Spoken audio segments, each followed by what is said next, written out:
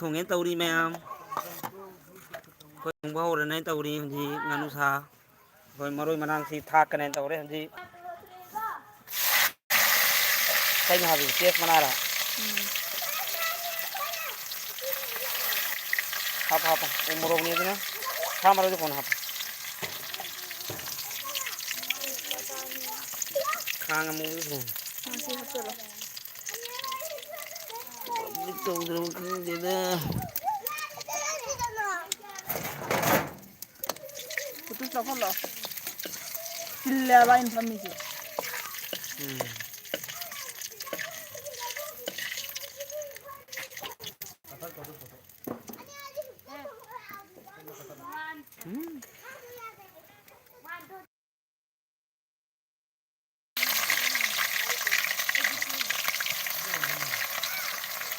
Aku mau tahu bu.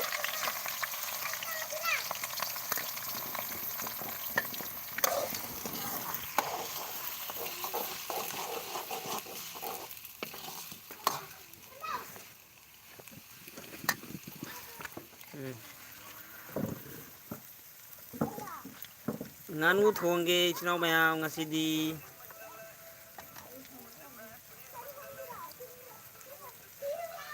maroi hi ngore nai sa maroi hakroba Mayam hat teri.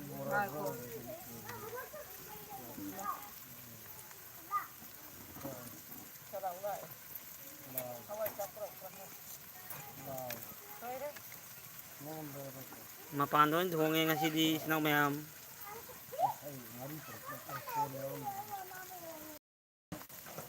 Terus lengah kan uko?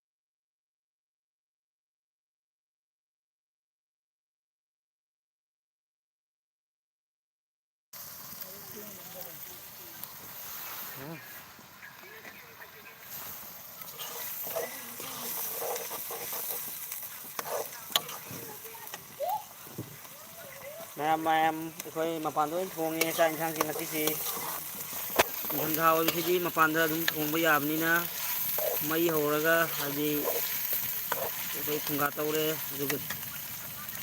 थोंगिनी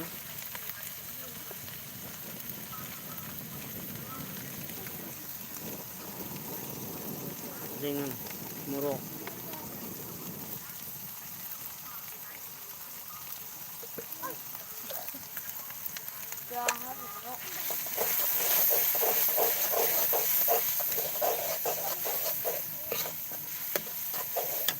मई फजर है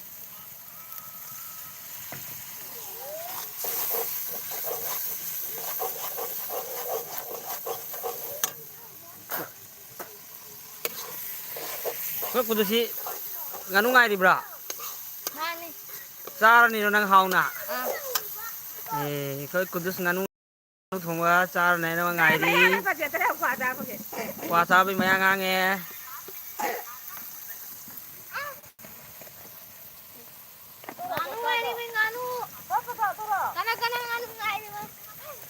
koi kudus nganu ngai di mấy mangan sina koi ali pha su mane mabang le me Oi pernah ada lek pernah semua. alina su le ramme Oi tos lai tahan hinda matak tak. Aida. Nasi haungnya saja nak.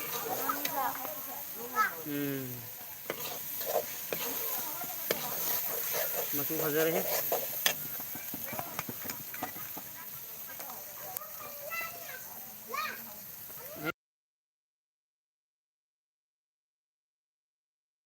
Amal lai tu.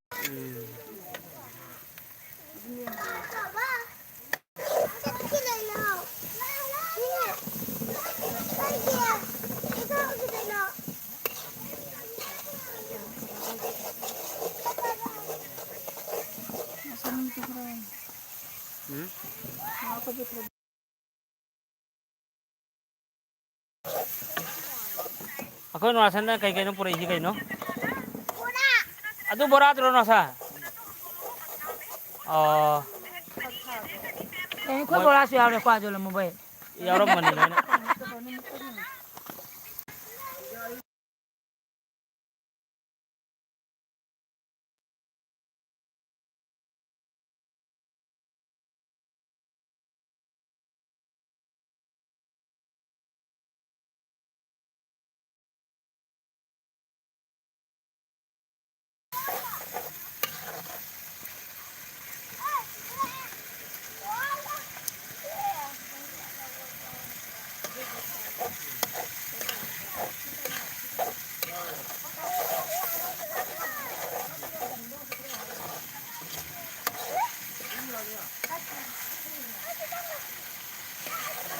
미친 모양이 잘 떨게.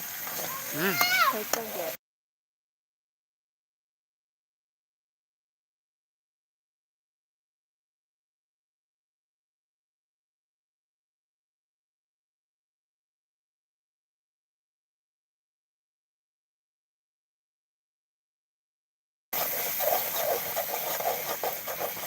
ओलो ओलो ओलो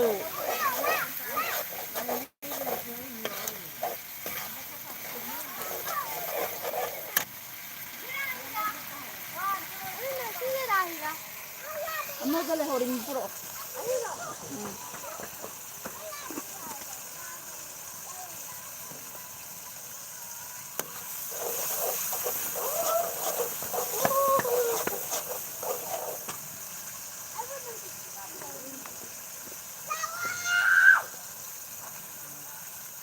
सारनी ने मोरक सारनी मोरक मोरक में हम हाक है मारे 사러. 아니 그냥 불어. हमने नौयो 알루 수이더라. 알루 합거든 맞더라. 서로로 서로로 해 노는 거죠 저도 비슷하게 그러는 거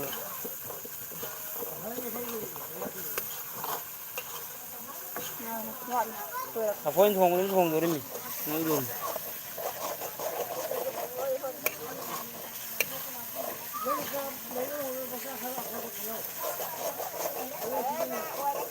이거 힙 왜? 많이 만나 참.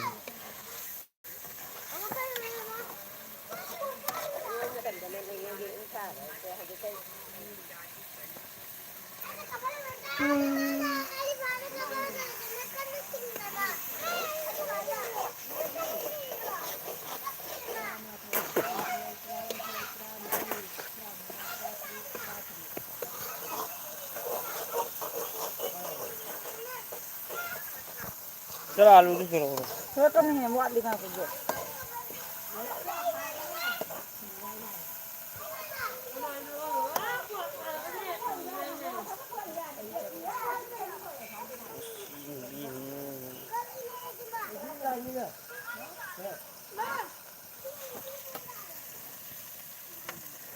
मोबाइल हिट हुई मई मना कुछ नहीं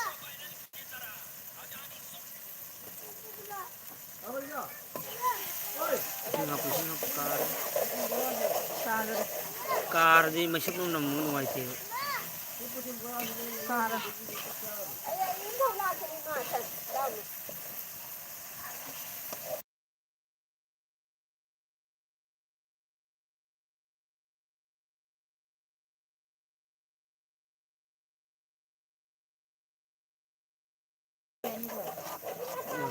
그만 टोपी का मशीन है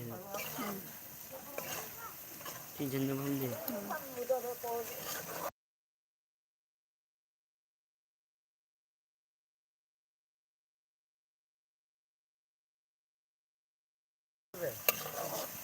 स्लाइडिंग में जाओ दिन बाबी धाम नहीं दाद पी है ओए सुचा दे अरे चला अरे दाम मेरे चलो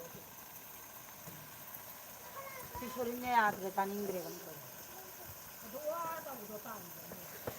आई हम कोट के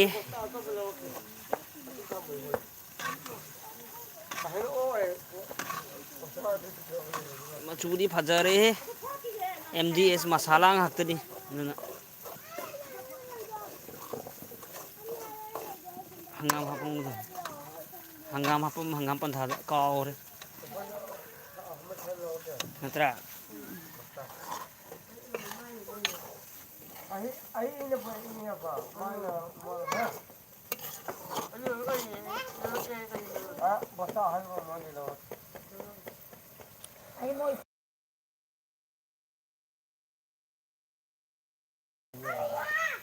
ꯕꯣꯁꯇꯥ ꯍꯥꯏꯗꯤ ꯆꯤꯛꯄ ꯃꯥ ꯍꯥꯏꯕ ꯋꯥꯠꯂꯦ ꯃꯊꯧ ꯇꯥꯔꯦ ꯀꯣꯟꯅ ꯄꯤꯔꯛꯀꯦ ꯍꯥꯏꯔꯦ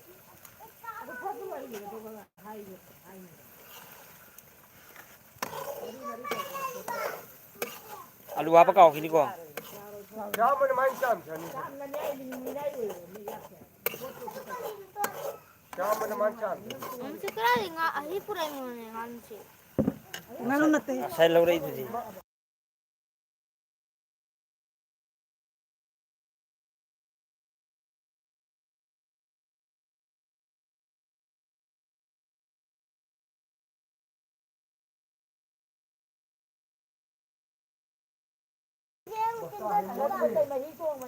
ꯆꯣꯡꯕꯅꯤ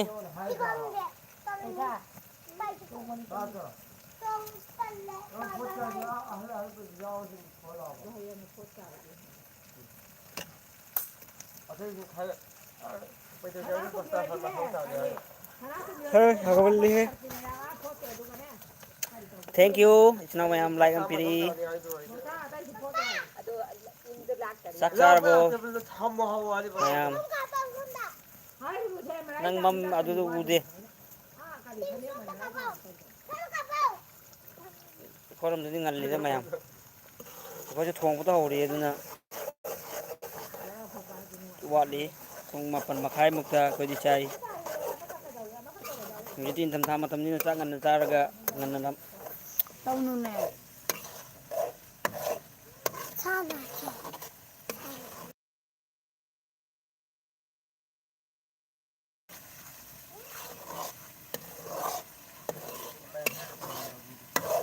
ꯉꯥꯡꯁꯪ ꯉꯥꯡꯉꯤꯍꯦ ꯃꯣꯔꯣꯛꯁꯤꯡꯁꯤ ꯐꯩꯅꯗ꯭ꯔꯥ ꯃꯆꯨꯁꯦ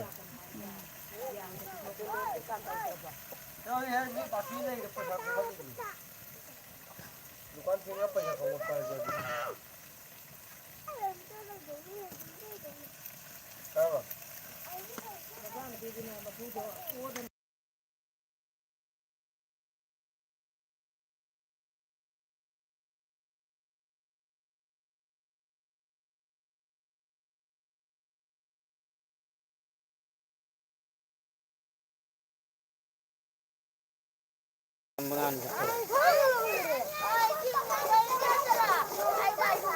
इसिंग खाओ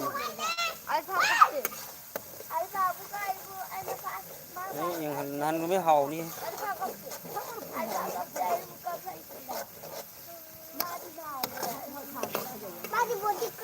ngang nahandagi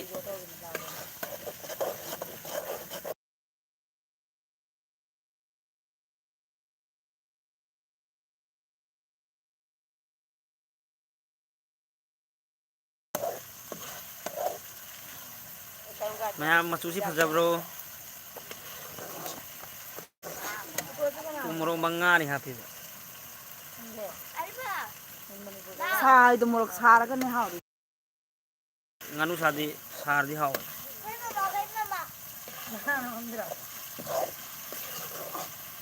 ising hapo karap karap challe ꯑꯩ ꯁꯤꯒ ꯍꯥꯟꯅ ꯆꯠꯇꯣ ꯈꯟꯗꯥꯏ rabi oi cho papi ising khara hapke ꯃꯃꯤꯠ ꯃꯨꯄꯥꯗꯨ ꯎꯔꯀꯥꯟꯗ cho papi ni ne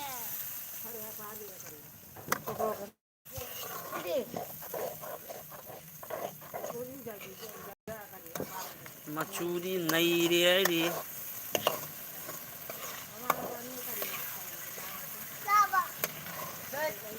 hello bye ये हो ब्लर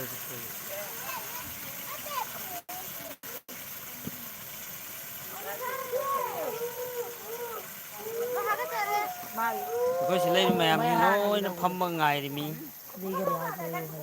ꯎꯍꯜꯂꯣꯏ ꯁꯤ ꯂꯩꯔꯤꯁꯤ ꯁꯤꯃꯥꯒꯤ ꯑꯩꯗꯤ ꯄꯨꯔꯛꯏꯕ꯭ꯔꯥ ꯅꯠꯇꯦꯕ ꯁ꯭ꯋꯥꯏꯗꯩ ꯁꯤ ꯃꯁꯛ ꯈꯪꯕ꯭ꯔꯥ ꯌꯦꯡꯉꯨ ꯎꯔꯥꯕꯤꯜꯒꯤꯅꯤ ꯇꯁꯂꯤꯃꯥꯁꯦ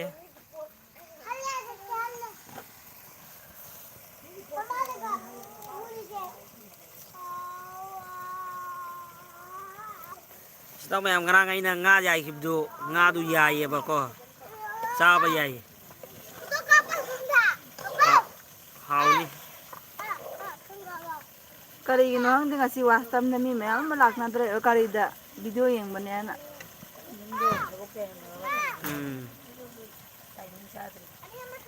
ꯃꯥꯅꯤ ꯍꯣꯏ ꯏꯆꯤꯜ ꯏꯅꯥꯎ ꯃꯌꯥꯝꯃꯛꯁꯨ ꯕꯖꯥꯔ ꯅꯨꯡꯗꯥꯔꯗ ꯂꯩꯔꯝꯒꯅꯤ ꯑꯗꯨꯅꯅꯤ ꯊꯕꯛ ꯊꯔꯥꯗ ꯂꯥꯛꯅꯕ ꯃꯥꯄꯜ ꯇꯔꯥꯗꯣ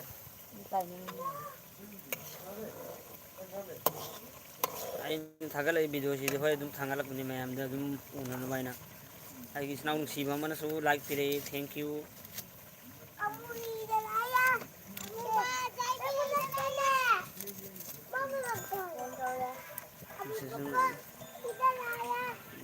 ꯍꯥꯎꯔꯅꯤ ꯏꯟꯁꯥꯡ ꯍꯥꯎꯔꯅꯤ ꯏꯟꯁꯥꯡ ꯍꯥꯎꯔꯅꯤ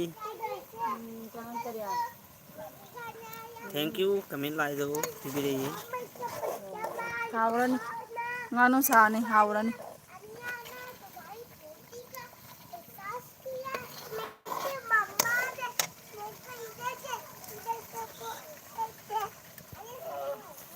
ꯁꯤꯅ side set side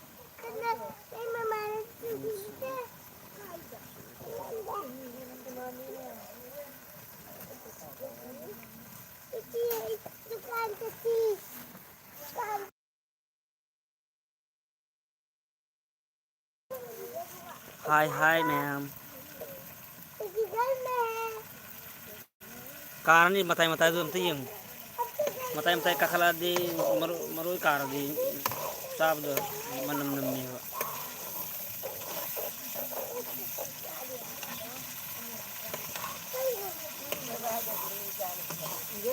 hello hello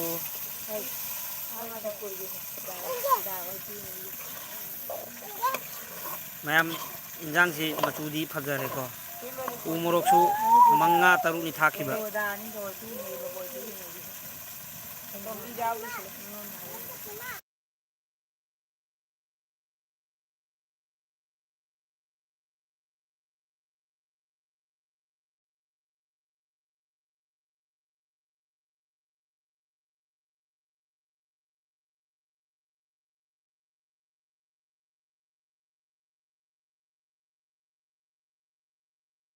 ꯀꯩꯅꯣꯝꯃꯒ ꯊꯥꯔꯛꯏ ꯑꯩ ꯃꯣꯅꯥꯅꯤ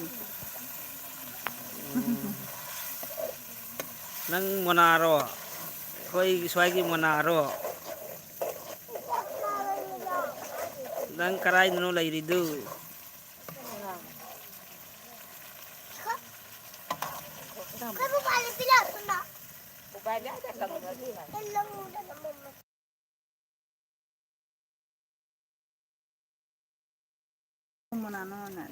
ꯑꯩꯈꯣꯏ ꯕꯁꯤꯔ ꯍꯣꯏꯒꯤ ꯃꯣꯅꯥꯔꯥ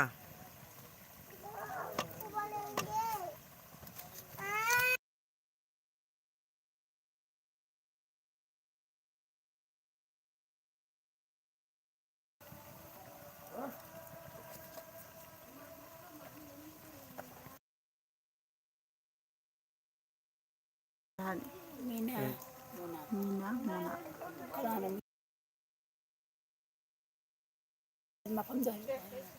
ꯑꯩꯁꯦ ꯂꯥꯛꯄ ꯉꯝꯗ꯭ꯔꯦ ꯅꯪꯕꯨ ꯃꯤꯅꯥ ꯃꯣꯅꯥ ꯍꯥꯏꯗꯤ ꯀꯔꯝꯕꯅꯣ ꯍꯥꯏꯕ ꯀꯔꯥꯏꯒꯤꯅꯣ ꯑꯩꯈꯣꯏ ꯁꯣꯝꯒꯤꯅꯤ ꯍꯥꯏꯔꯗꯤ ꯃꯤꯅꯥ ꯃꯣꯅꯥ ꯍꯥꯏꯕꯗꯤ ꯗꯥꯕꯨ ꯈꯪꯕ꯭ꯔꯣ ꯉꯥꯔꯤ ꯂꯧꯔꯛꯇ꯭ꯔꯦ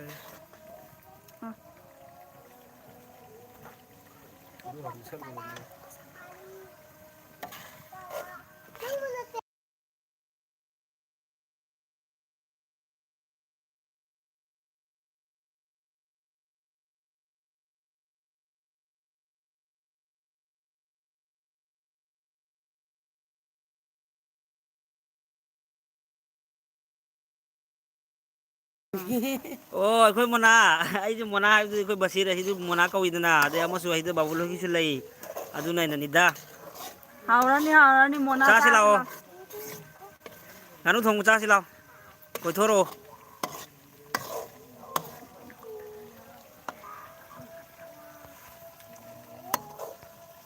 ꯑꯖꯥꯟꯁꯨ ꯂꯥꯎꯔꯤ ꯇꯧꯔꯤ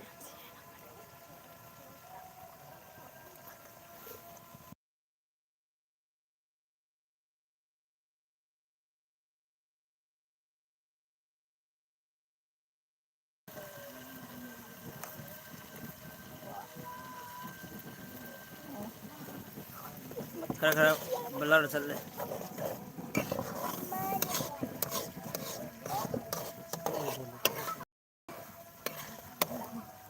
मचूसी मना फजबरे ngakta ngangdra new year da tumi thong na फोर डे नाइन बनामु बाबा आई सो आई बना ꯑꯗꯨꯂꯣ ꯍꯩꯇꯦ ꯄꯤꯔꯣ के ꯍꯩꯇꯦ ꯇꯨ फोर डे नाइन वारी में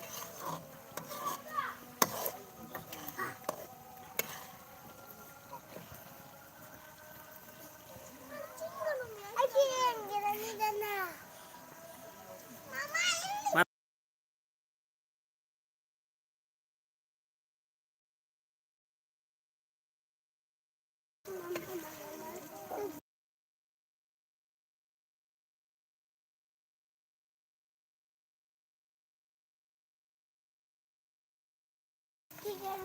होय होय कोइथोरौदना इंधम धानी नपु होइगी बारी हिदा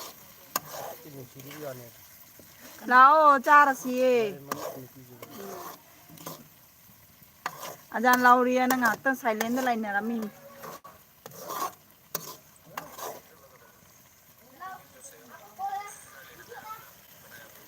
माइखुसिना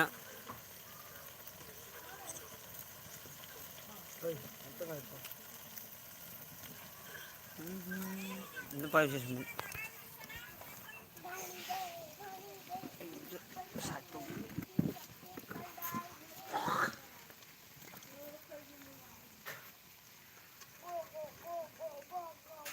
ngari praktir hari ba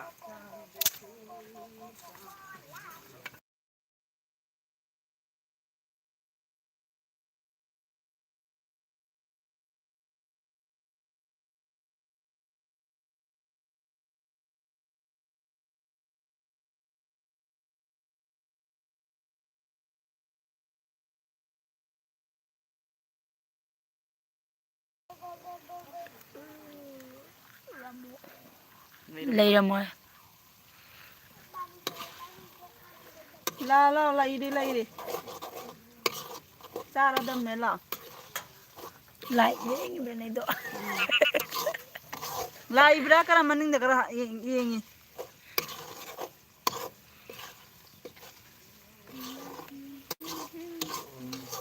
Wala. Ito mo si. Ano? Kay mo na. Pobre naman. Ano po ka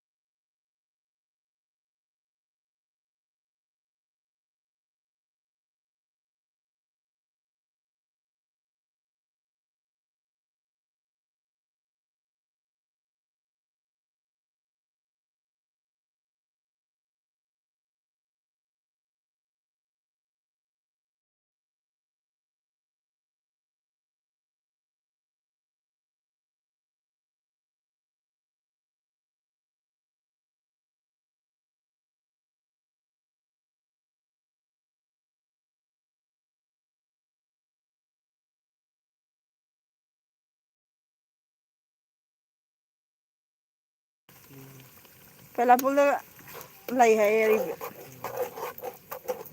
ꯏꯃꯥ ꯄꯩꯂꯥꯄꯨꯜꯗꯅꯤ ꯂꯩꯔꯝꯃꯨ ꯍꯥꯏꯔꯤꯕ ꯂꯥꯛꯑꯣꯅꯦ ꯂꯩꯔꯤꯅꯦ ꯆꯠꯂꯣ ꯇꯨꯝꯃꯨꯔꯣ ꯆꯠ ꯇꯨꯝꯃꯤꯒ ꯇꯣꯛꯊꯣꯛꯑꯣ ꯅꯪ ꯂꯥꯛꯄꯗ ꯃꯄꯥ ꯆꯥꯅ ꯂꯣꯏꯔꯝꯖꯔꯅꯤ ꯂꯥꯛꯑꯣ ꯉꯥꯏꯔꯤ ꯑꯩꯈꯣꯏꯁꯨ ꯅꯣꯏꯅ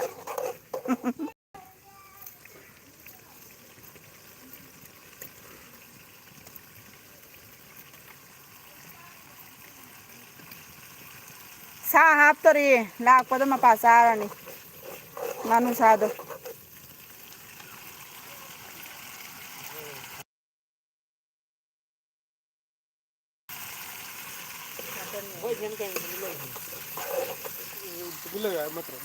ꯀꯔꯤꯅꯣ ꯅꯪꯅ ꯇꯨꯃꯤꯟ ꯂꯩꯔꯤꯁꯦ ꯍꯥꯏꯔꯣ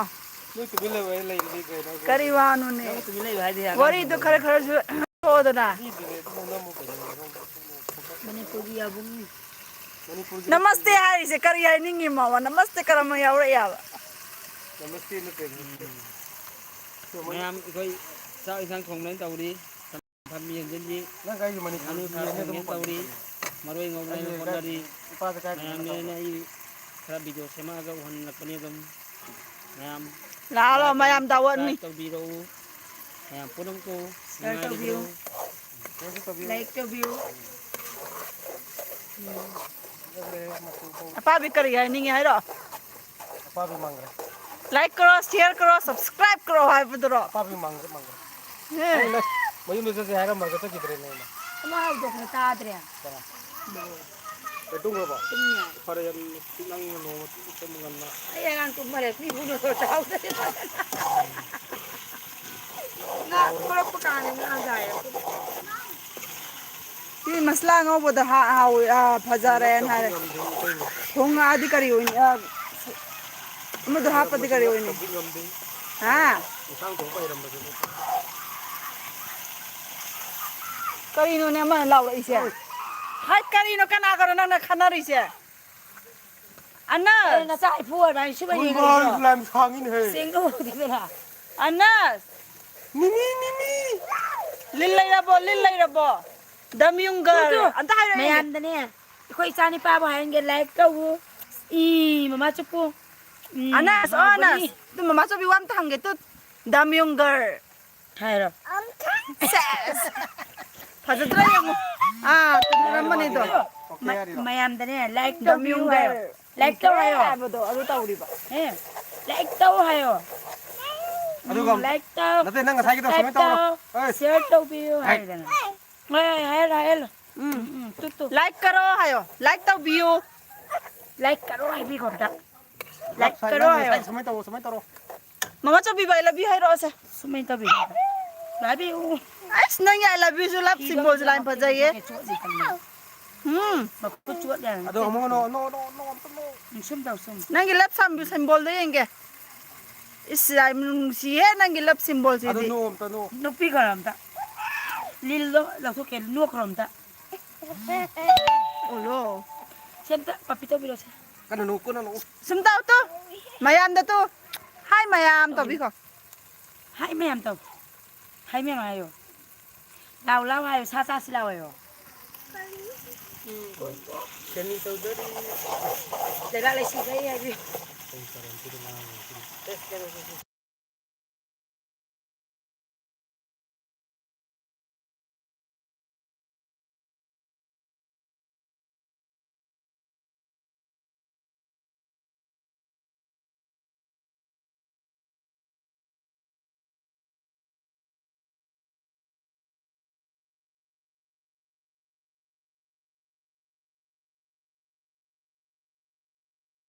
पी गेला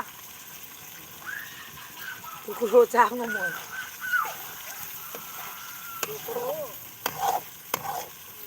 आई चक्रो पुराने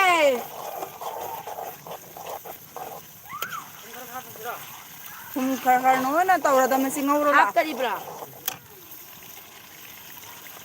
पोतो पुरोने हापो ꯂꯥꯎꯔꯦ जाओ रो नंग मंगन इंसान को माई करीबरा आई थोंग द्रिमी मचू से फजरबे ꯍꯥꯏ ꯃꯌꯥꯝ ꯃꯆꯨꯁꯤ ꯐꯖꯔꯦ से ปุ่นงไม่ได้ให้ไม่อาให้ก็จะมี ngô ngô น้อยไม่อามกับเมนแต่กะดิกะดิให้นี่ไงให้พี่ดอ ya ya bisa aja เอาเนี่ยหาวเลยนะมาชูสิพัฒนาว่าพัฒนาไอ้รวยบางรายเกี่ยวกูไม่ดีปันนี่ Kamen dah piramu. Kamen dah piramu. Sidana chak loi hare. Finish. จักไม่อามเสี้ยวงาสิงานุ่ยไปสิจะพูดจะทุก Chapu chapu tuang ini si chapu tam chauri ya. สิงานุสาก็สา Adu gini mayam bu lao dawat tauri do. Mayam bu cha be yakini hari badu gi. เลี้ยมันก็หาวเลยนะนี่ไม่อามรวยจันเชนะกูเลยเลยไก่ได้หลักนี้มูลักเซอร์ address वही भी गए रमीना hospital opposite Opposite near. Kunja bosti. Hurim sagai ki sumangda.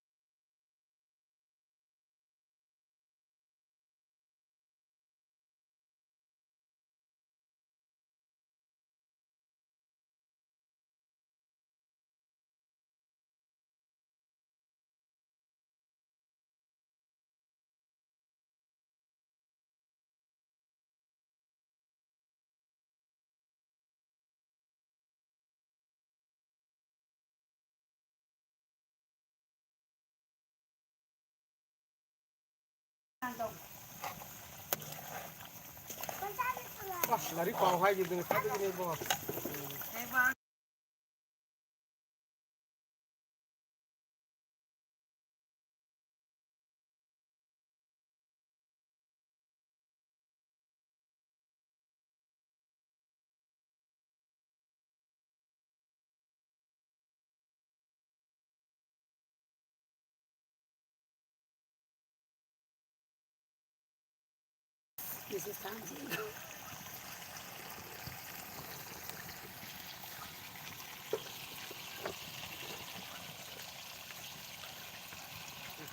Ami na lang tumning ba?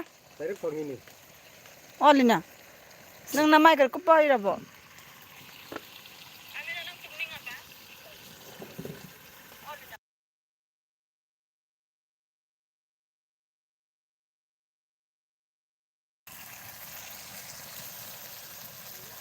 Mama. करियन लाए Saidur Rahman na hai na hai bira i. Adu su kanano hai bada. Inakta phamjari. Ma na ne comment daura ga hai ra iji.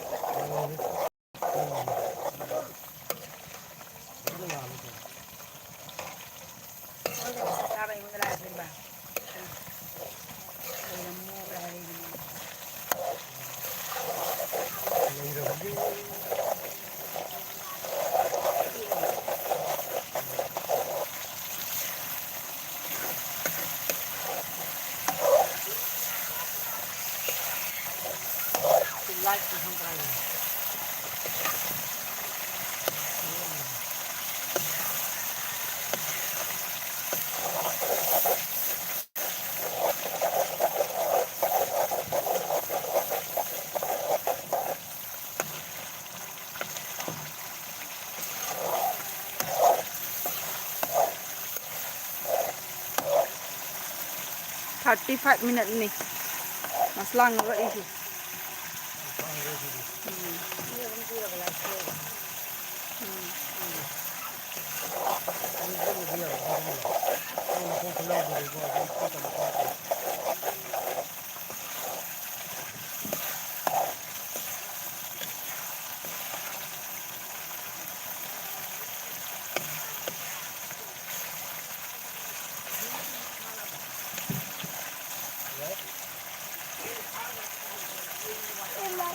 Phone फजꯅ ꯄꯥꯏꯔꯤꯅꯤ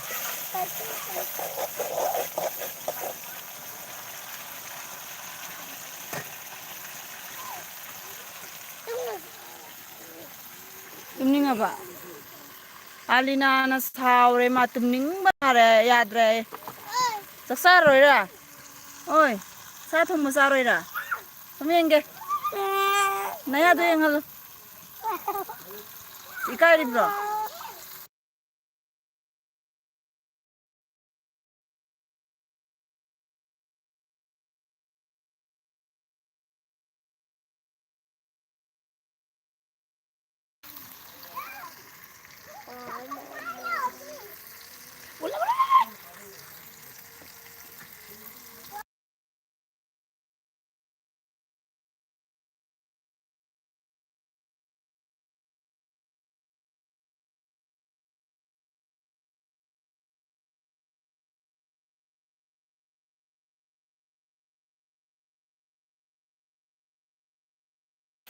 Taino. Hello, hi mayam, hi mayam, hi bro. Hi, Mayam. Ngay bro. Hmm.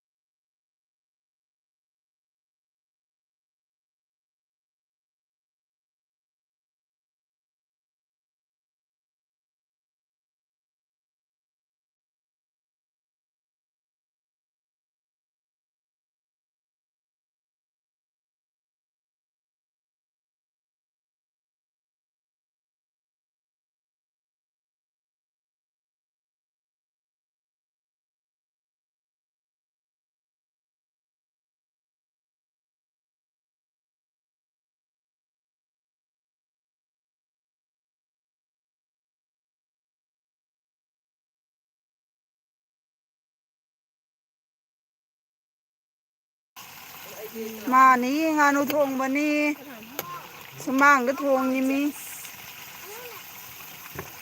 sumang da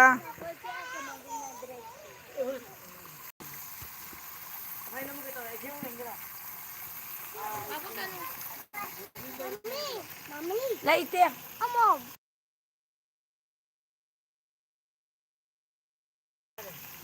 क्या बना रहा है बतख का बतख बना रहा है बतख बनाएगा तुम खाएगी मछली वाले बना रहा है। मछली नहीं बतख बतख कहाँ से? गानू गानू बतख खाएगा नहीं। बतख खाएगा बतख कहाँ से निकल आया? बतख हम लोग का लोकल का आदमी लोग से लेके आया ना तुम खाएगी हम सब्जी नहीं खाता है। क्यों तुम गानू खाता है कि नहीं खाता है इधर देखो लुका तुम गानू खाती है कि नहीं खाता है। हाँ क्या? हंदो हंदो क्या बोला?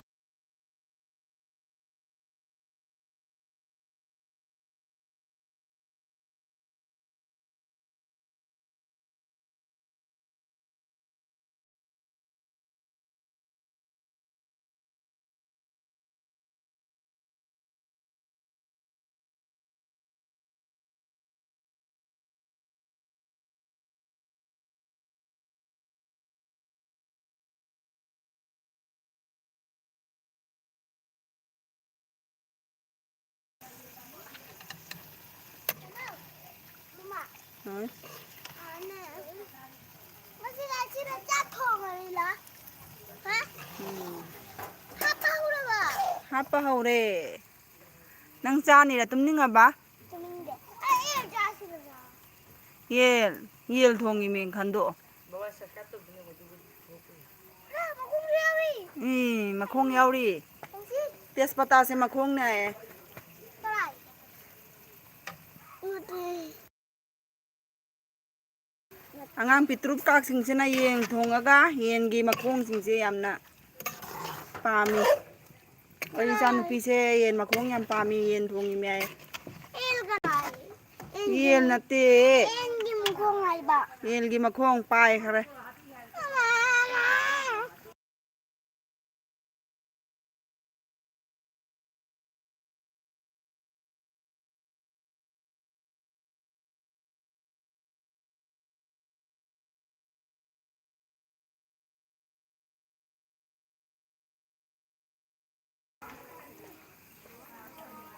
ꯑꯣꯀꯦ ꯐꯪꯕ ꯇꯧꯔꯦ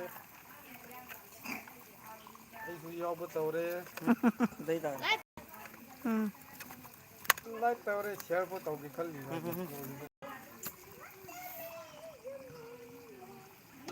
ꯉꯥꯛꯇꯪ ꯀꯨꯞꯁꯜꯂꯒꯦ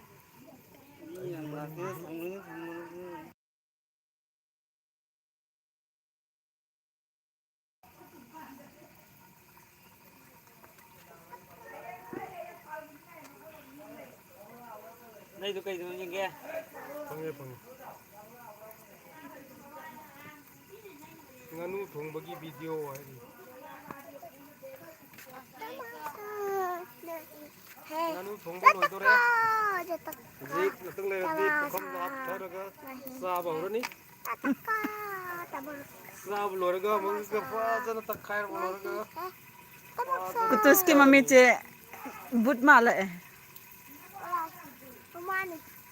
ꯍꯥꯏ ꯀꯔꯤ ꯇꯧꯔꯤ ꯍꯦꯛ ꯑꯩ ꯏꯌꯥꯝꯕꯗ phone ꯄꯤꯊꯣꯛꯈ꯭ꯔꯦ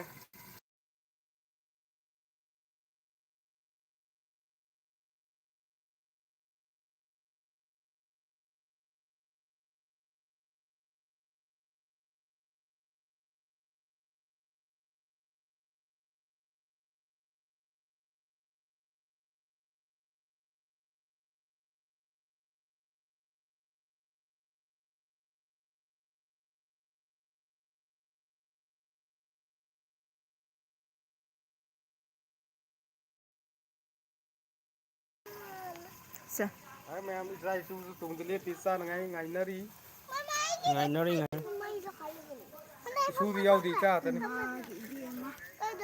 anh phăng mấy tàu dập ꯑꯔꯤꯐꯥ ꯑꯝꯇ ꯍꯧꯒꯠꯂꯣ ꯁꯤꯁꯤꯄꯨꯔ ꯄꯨꯂꯤꯁ ꯏꯁꯇꯦꯁꯟꯗ ꯀꯨꯀꯤꯁꯤꯡ ꯊꯤꯡꯖꯤꯟꯈ꯭ꯔꯦ ꯑꯥꯔꯃꯤꯒ ꯀꯥꯞꯅꯈ꯭ꯔꯦ ꯇꯔꯥ ꯇꯔꯦꯠ ꯁꯤꯔꯦ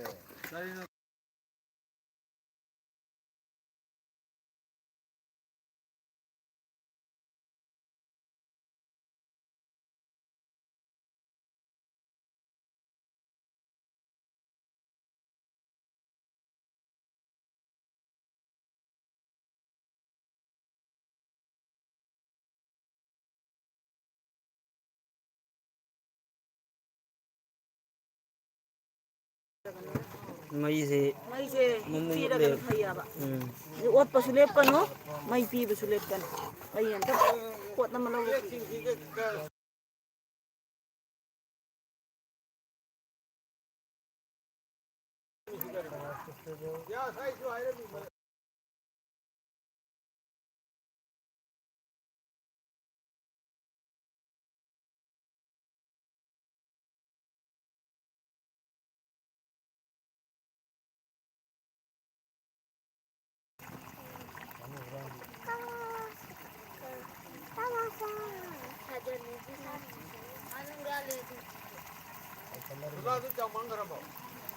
sao đi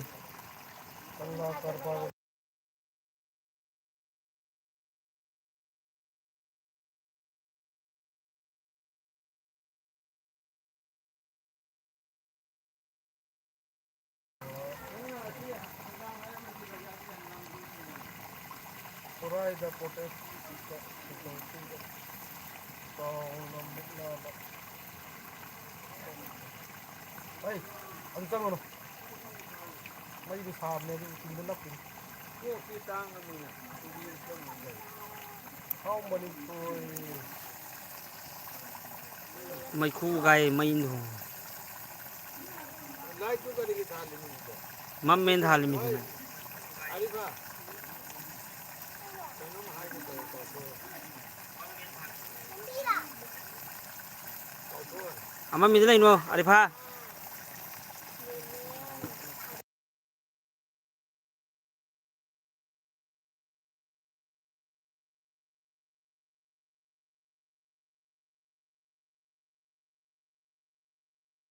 ꯃꯩꯈꯨ ꯃꯅꯝ ꯍꯨꯅꯤ ꯅꯝꯒꯅꯦꯕ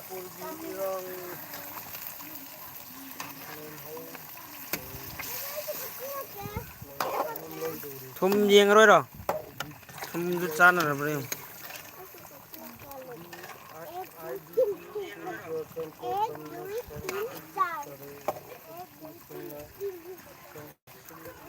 Ori nang chair pa mo ko la.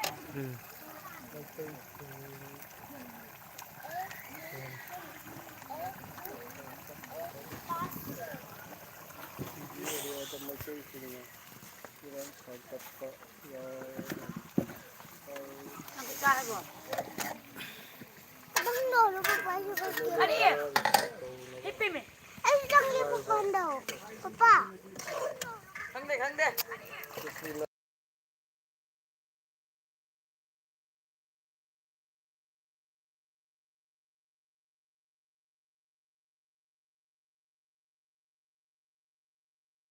ꯑꯩꯗꯤ ꯈꯥꯏ ꯄꯨꯔꯛꯍꯧꯗꯦ. ꯍꯌꯦꯡ ꯍꯥꯏꯕꯗꯣ ꯉꯁꯥꯏꯗꯨ ꯌꯥꯗꯦ ꯆꯥꯕ ꯕꯕꯣꯏꯗ ꯍꯪꯉꯨ ꯕꯕꯣꯏꯗꯤ ꯑꯩꯈꯣꯏ ꯈꯪꯗꯦ ꯉꯔꯥꯅ ꯀꯣꯄꯤꯒꯤ ꯀꯣꯄꯤ Yung gari pa do. ꯌꯦꯡꯗꯦꯜ ꯑꯃ ꯊꯥꯕ ꯌꯥꯗ꯭ꯔꯣ ꯑꯩ ꯂꯥꯏꯔꯤꯛ ꯊꯥꯟꯗꯣꯛꯏ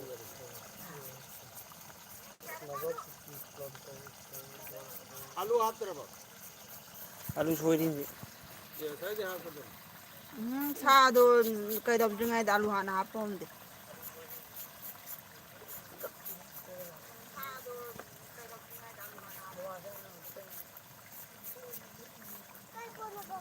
ꯑꯩ ꯃꯌꯥꯝ ꯑꯂꯨ ꯀꯟꯅ ꯐꯨꯠꯇꯣꯔꯦ ꯀꯔꯤ ꯑꯂꯨ ꯈꯣꯛꯄꯒ ꯃꯦꯆꯤꯟꯗꯨ ꯍꯪꯒꯥꯝꯈꯩꯗꯨꯗꯪ ꯂꯧꯔꯝꯒꯗꯕꯅꯤ ꯖꯔ ꯖꯔ ꯖꯔ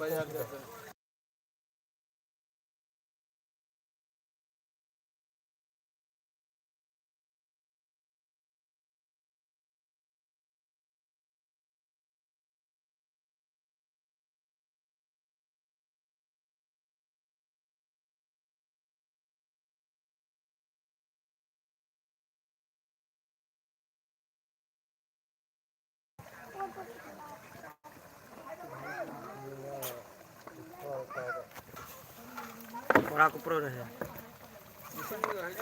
ꯑꯗꯨ ꯆꯝ ꯆꯝ ꯊꯥꯖꯜꯂꯨ ꯃꯀꯔ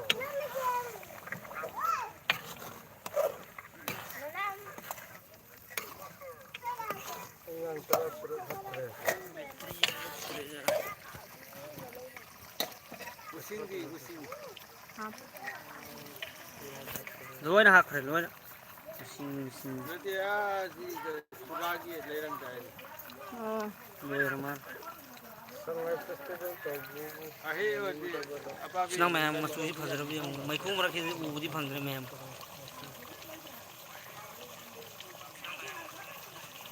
ꯃꯩꯈꯨꯁꯤ ꯐꯖꯅ ꯀꯥꯏꯕ ꯉꯁꯥꯏ ꯆꯠꯄꯗꯨ ꯅꯨꯃꯤꯠꯇ ꯌꯥꯎꯗ꯭ꯔꯣ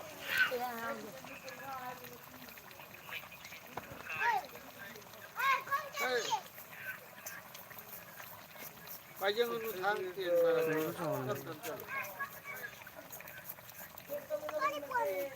ꯆꯥꯎꯊꯣꯛꯔꯦ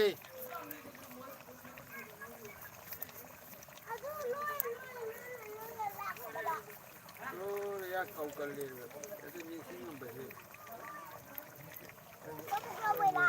ꯂꯧꯔꯣꯏ ꯀꯕꯣꯛ ꯂꯧꯔꯣꯏ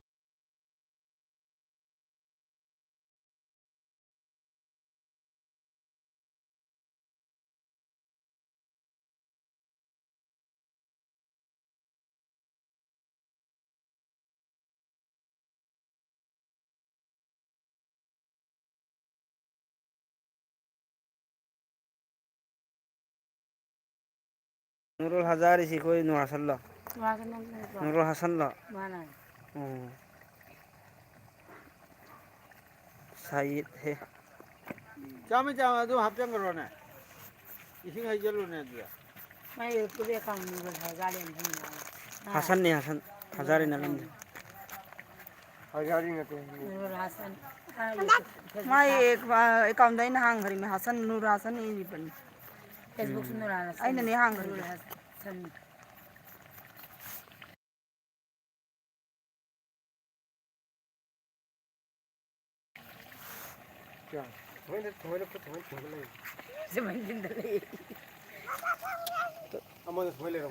Arifa. ꯇꯧꯅꯨ ꯑꯔꯤꯐꯥ आलू लोरे आलू से पिक पड़ा चाव दिया 나래 언제나 짜워.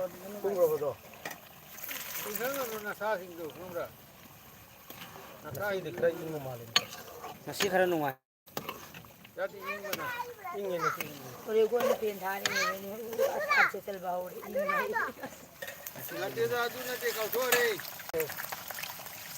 뭐이 문제 인거 거기 mayam like ke sangat ke kai dor mo mayam alu hap chal hai maro hi manam ni kari ber kai nahi 가대. thum mam tang jing hau ne 너는 이행 아니가. kum pura. Iyan mga suri.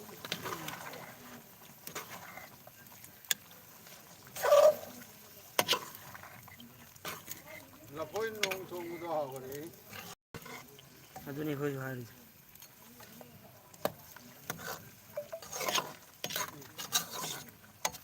la phoi no nganu thongi khwao thin haw re mi ne tarama thoi cylinder tangkhai ma loi cylinder thong gas tu thongi mi bo mai maya mama ma thongi ba ma maroi si ngau ri me sang aseng tu haw ye ba 싱다 thongi 싱다니 해도 시다. date he 나누도 아니 신다. 마판다리 나 sindra 판. amak ma boiler thongal re du de 보일러 나 때. gas ta thongam de boira 아막 나 게스트 보. 아주 너무 보일러. 아드만 사우디 사람다 피자로 는 바토. 거기가 만든 거. 저기야 떼떼 인지는 사서는 나 지금 이빠. kai no cha 이빠. kai no aku jauh terba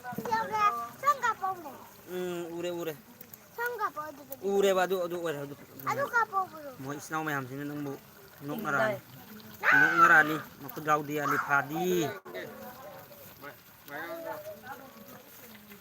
kari tau ge hari mu yam liang so blur sat le live video in number ne blur sat chakal le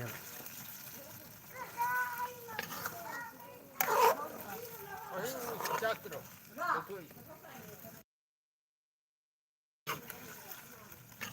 잘해도 잘해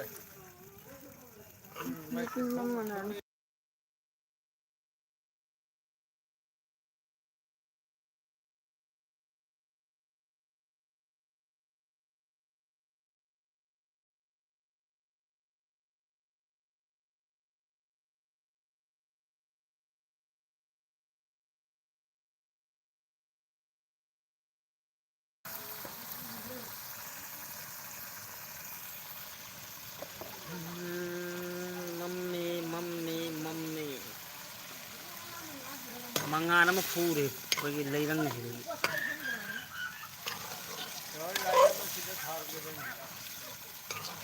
balap mathang 아이 짬. 많이 뭐지 뭐 사는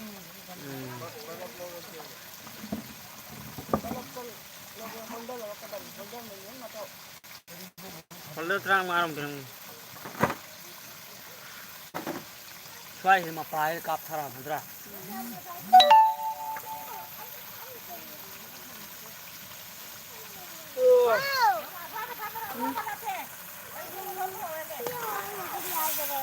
tàu hơi đi mà nó ra nó hay gần ngoài cái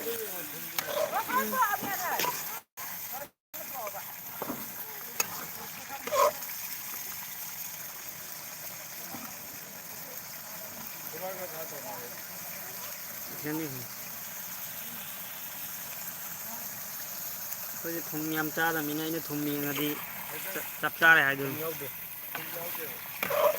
thùng body ai hấp hấp thì đi tập ta cái đồ man hấp ai hấp cái vậy ngay khát này vậy hấp thay đi rồi ai đây hấp cái sama sama tu ni hấp đi rồi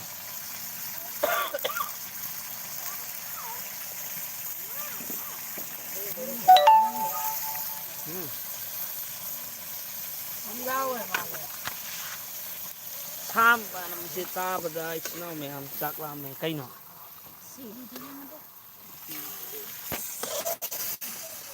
nó qua thì mình đi coi bình này đi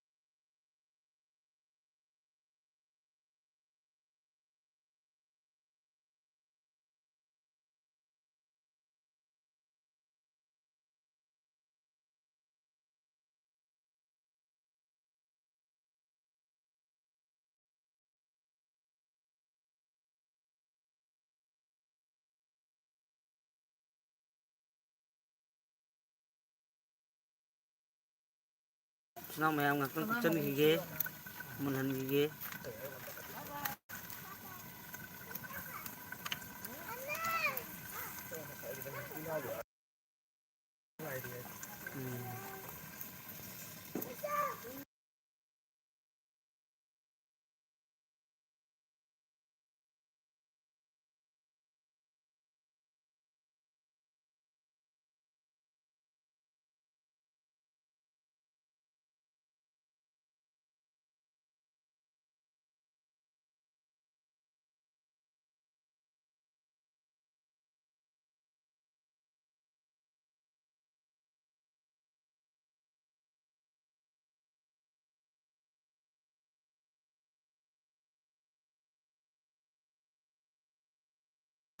Abdul Salamnasu like pirei thank you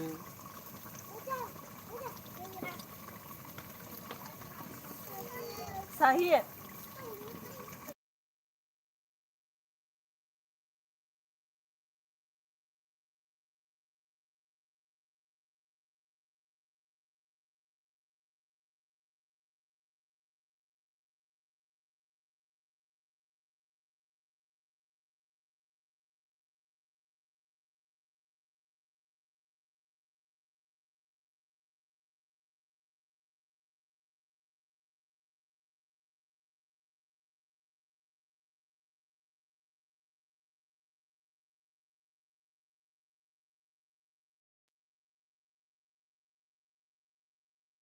ꯑꯩꯁꯨ ꯃꯈꯣꯡ ꯐꯣꯜꯗꯤꯡꯅꯤ ꯂꯩꯅꯦ ꯑꯗꯨꯅ ꯅꯤ ꯄꯥꯏꯔꯒꯅꯤꯗꯅ ꯅꯠꯇꯦ ꯁꯥꯡꯍꯟꯕ ꯌꯥꯏ ꯁꯨꯝ ꯁꯥꯡꯍꯟꯕ ꯌꯥꯏ ꯍꯣꯏ ꯕꯥ ꯍꯧꯖꯤꯛꯀꯤꯁꯤꯅ ꯗꯥꯏꯔꯦꯛ ꯁꯨꯝ ꯋꯥꯡꯉꯦ ꯍꯥꯏꯁꯦ ꯑꯩꯁꯨ ꯁꯨꯝ ꯋꯥꯡꯉꯦ ꯃꯤ पैसा तानब खर तवल मोई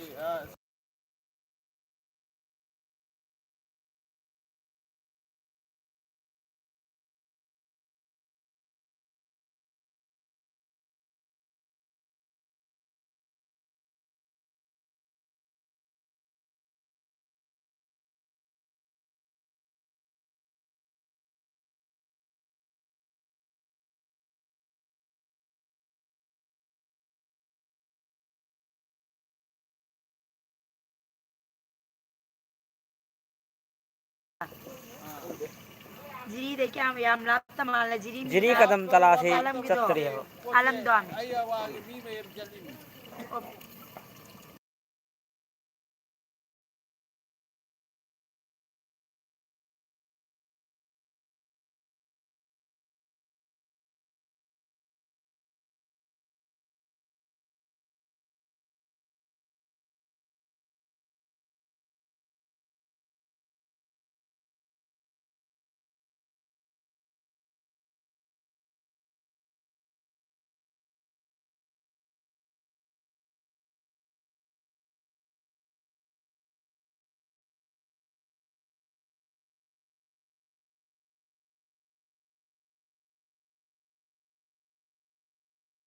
देखो Mama.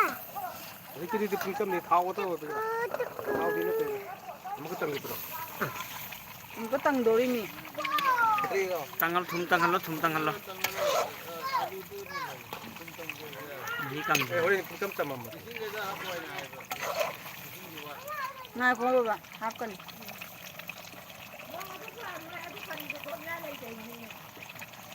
Nang budi. ये थुम तंगन के मीना है सुख साहब सी बात चली है अरे यार क्या ब्रा Nang amang yo. आइए मंग जेंगे या ये में बिस्मिल्लाह आइए मंग जेंगे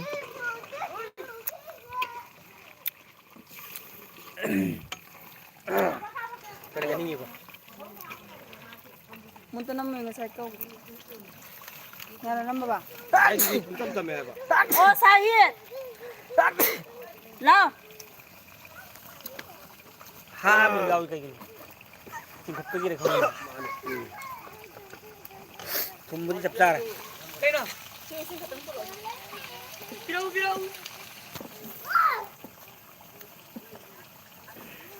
Sor tinggal na kuday dito. और ये ना saya mahi macam beratan tekan letaknya Naya amlo eh. orang kaya tekan आई जाओ तो Kaya yang gai khôi su sa gen su khali tan su hào 하우라스라 우지. 우지 하우라스라. 지금 앞에 인정하니 건 딴 호링 아니다. sak charo dra sak 깐나맘 기월이니 해. snow mayam ai gi battery su lo chal le hanji hanji aduna 담마게. mayam khôi su nganu sa si lo chal ko matang deu chal lamina khôi nau hin na muka kano tau sen hai ri tan hau sen hai ri tan bu di lei ya ba ata lei ya ko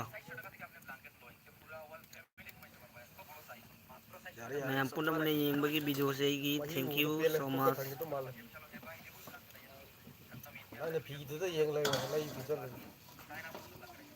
mayam thammage Facebook पे पैसा ताल kari hai no ai nan du khang din ni ko kan video 상했어. ai hoi thang la ni yong kai kai 이건 한. account amrak tang kano to ro Facebook account loi bi chang 아래 로니 건. video 기 동안에 가. fare mayam thamme good night ai battery su lo chal lamina thammage hayeng amuk kai kai tau ga video thagat pa yam no thagat lage mayam pun ko thank you ai gi no hai na roi ra ma ai jana good night thamme